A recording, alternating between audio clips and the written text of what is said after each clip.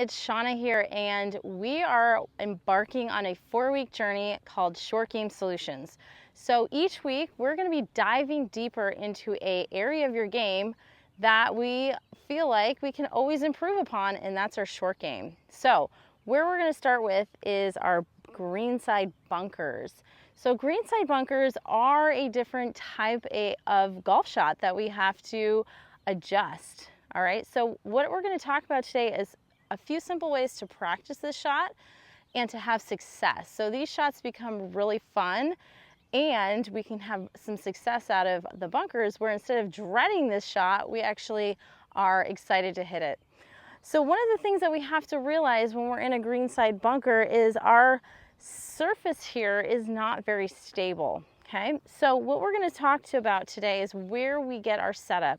And what I want you to do once you're in the bunker is I want you to find a width that's actually a little bit wider than what you would normally take with a chip shot.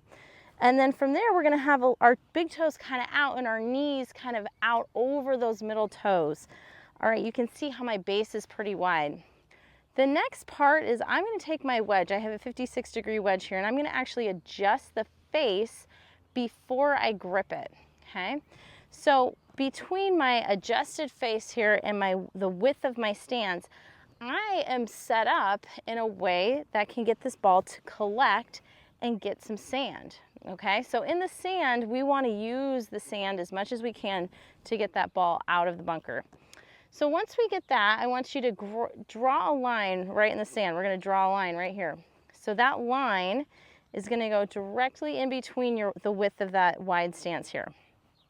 And what we're going to do is we're going to take some swings once we adjust the face, and you're going to see where does that club enter. And I want you to get it pretty consistently next to that line. So we want to feel like the club is getting the sand a little bit behind that line, and I want to see how consistently you can strike or splash the sand. So let me do that one more time for you.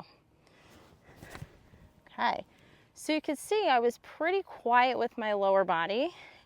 I allowed the bounce of the club to splash through the sand, and I didn't take any sort of extra motion moving side to side with my body. That's where a lot of us golfers get into trouble in the sand, is when we start to have too much lateral side to side motion and not enough stability. All right, so let's hit a couple now. We're going to open the face, we're going to adjust it. We're going to get that wide stance, and we're going to feel like our weight shifts and stays over that left knee for my right-handed golfers. It would be the opposite for my left-handed golfers. Now from here, I'm going to do that same thing about that same drill that I just did, where that club is entering just behind the ball, and I pivot with my chest. Okay? So you can see here, I'm just going to take that golf ball and put it right back on my line. I'm going to stay consistent with my setup, open the face, and then grip the club.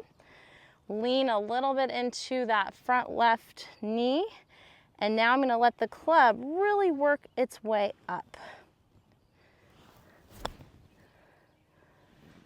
All right, so try that this week. Draw a line in the sand. Get those feet a little bit wider, lean into the left, adjust that face before you grip it, and practice splashing the sand and see how consistent you can get. All right, be well, and I hope this was helpful for you.